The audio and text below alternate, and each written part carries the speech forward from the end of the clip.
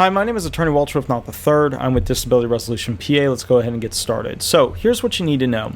These are the top 10 reasons, bizarre reasons, that somebody was found not disabled or they did not, receive their Social Security disability benefits. And here's number 9. So here's what happened. One of my claimants, they were in their wheelchair. They got out of a vehicle, they got out their wheelchair, they got into their wheelchair, and they wheeled themselves into the hearing. And they wheeled themselves into the elevator, right? So they got up to the top 3rd floor. This is in Orlando. They got out of the 3rd floor. They went to the lobby area, and there they sat in their wheelchair. So we did the hearing, and I helped roll them into the hearing. I helped pull them out of the hearing. And keep in mind, just so you guys know how this works, when an attorney is going to push you into the hearing room, you have to hold the attorney's briefcase. That's how it works, and let me explain to you why. If you don't hold the attorney's briefcase on your lap, then the attorney's briefcase gets stuck in the wheel as they're holding their briefcase and pushing you at the same time.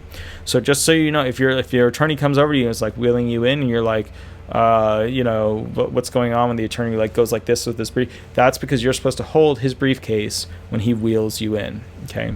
Side note: we get out of the hearing, we get into the elevator. The claimant stands up out of the wheelchair, walks behind the wheelchair, walks out of the elevator, pushing the wheelchair. Walks to the car, pushing the wheelchair, puts it in the car, gets in the car, drives off.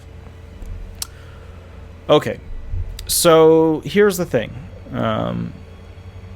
What will usually get you in trouble are judges' clerks that go on breaks. Not just cigarette breaks, but they take a quick breather, yada, yada, yada. They get a quick break between the whole hubbub of everything going on.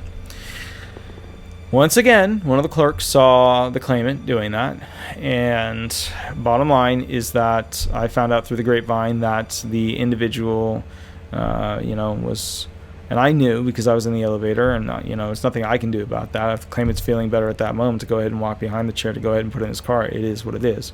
But the bottom line is the clerk saw that, and from my guessing, and I can't prove it, but it would seem likely that that was one of the reasons that the claimant ultimately got denied, even though it wasn't included in the ultimate brief that was rendered. Because remember, they can write a denial or approval for pretty much almost every claim that's out there, depending on which way they want to go ahead and push the output.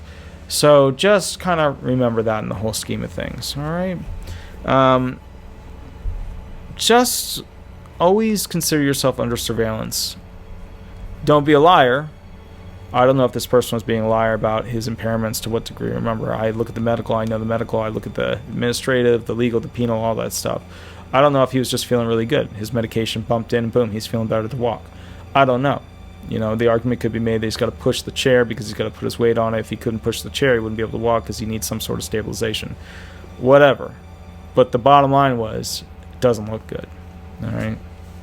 It seems wrong for an individual who required a wheelchair to be able to go into the hearing office to begin with. Okay. My name is Attorney Walter Rudolph Hnot III. Have an absolutely wonderful day. If you want the most up-to-date information or you want a custom video made about a particular topic that you like, that's fine. Shoot me an email or give me a call.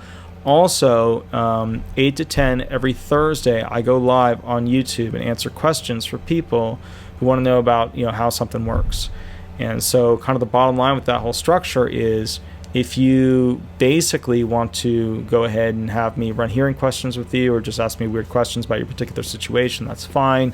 I'll answer them. Now, spaceconstitution.com, I'm creating online the first open source constitution for a future space nation to be able to utilize. It's going to be built on stages. There's rights, different kinds of rights. There's inalienable rights. Those are the rights that you have as a human that are given to you by the cosmos. Then there's rights that are operable rights, the rights that you get after you achieve certain things, like, the first child born in space, or you have 50 people as part of the space nation, yada, yada.